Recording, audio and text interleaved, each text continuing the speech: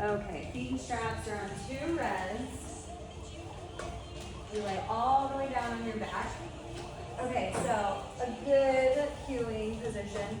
So to get them in feet straps, it usually works best if your foot bar is lifted in some position. So you can say put your feet on your foot bar or your platform if your foot bar is not lifted.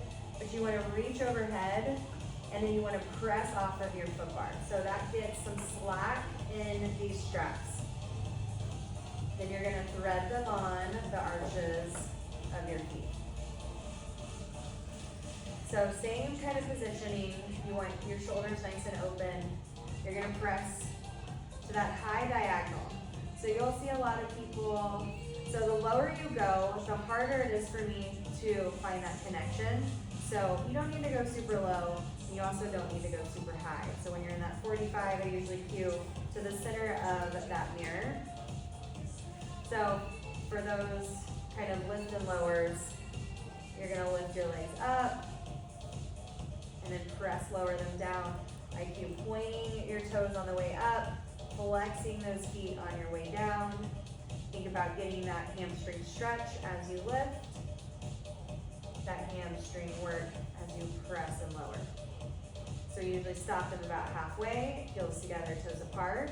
You're gonna come to that frog. So you're in that Pilates V, everything zipped up and through that center line. You're gonna bend, you're gonna press. Resist it in. So a lot of people will come all the way in, their hips are gonna lift off a little bit. I usually try to say no farther than your hips. So your knees come right to those hips, you press from there. It's out, it's in. We press, reach, bend, resist. So you can do this to a 4 count. It would be super slow, but you can do it. So a 4 count in anything is gonna make them feel the springs a little bit deeper. Goes out, third 2, third 3, third 4, bring it in, third 2, third 3, and 4. Then you can go to that diamond, soles of the feet together. So you wanna cue kind of sandwiching your feet together, the soles of the feet together, whatever you wanna say. The edge is towards that front mirror. Now you can take these into presses. You can take it into that little pulse, little out, little in.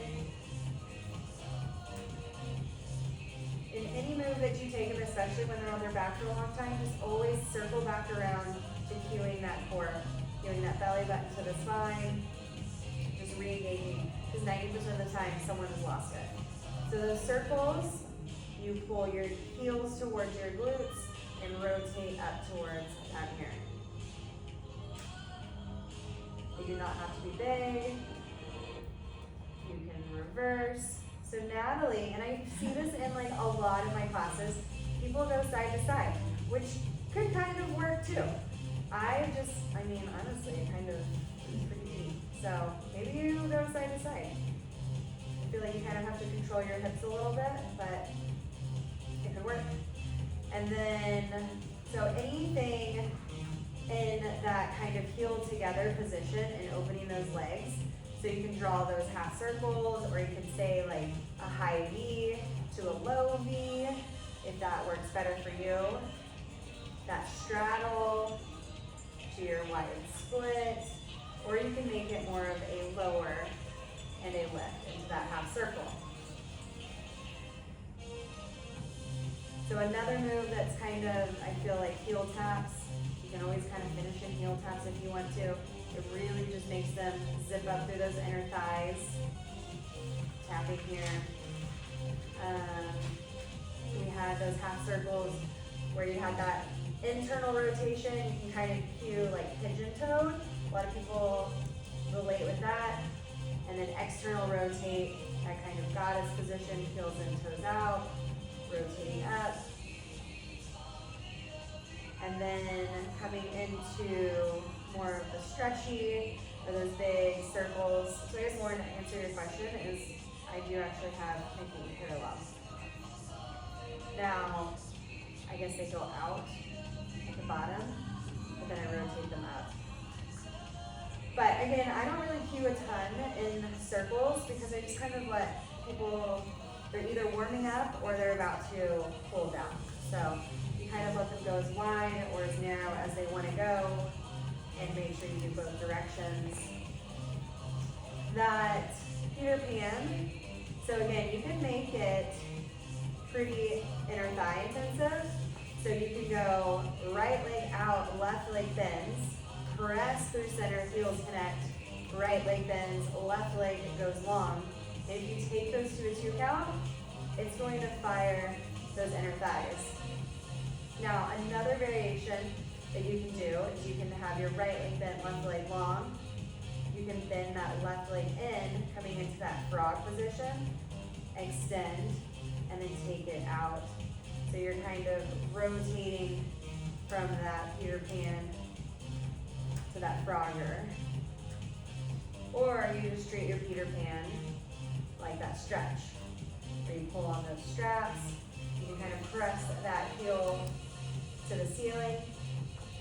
Now I actually have never cued this in class before, but you can kind of take this to a Z sit position for a super it's a great hip stretch. So you can cue, you're going to take this right hand and you're going to rotate it down to the ground.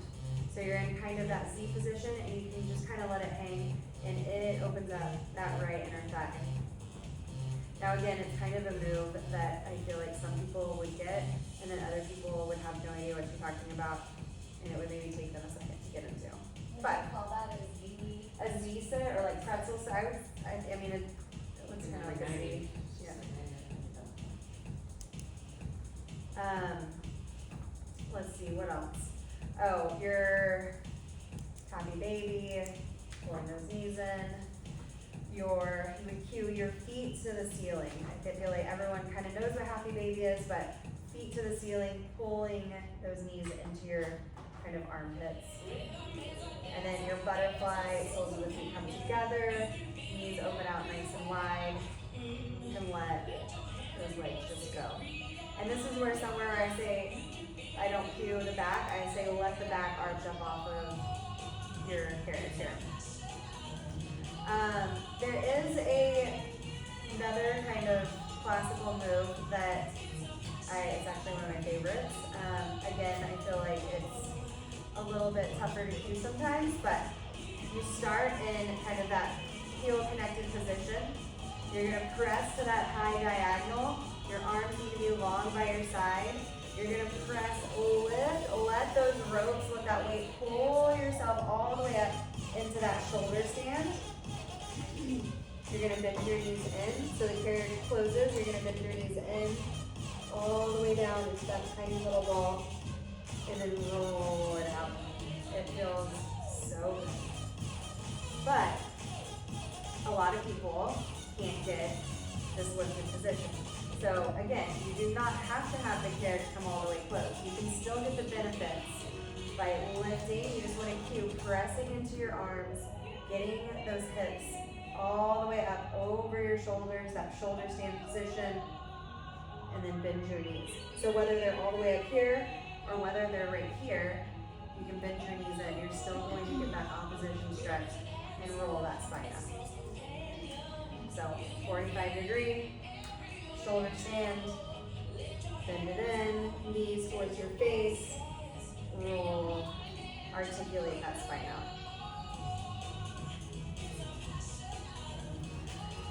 When you're getting your class, like, is it an automatic, like, you give them an extra spring? How do you know? For guys, I kind of let them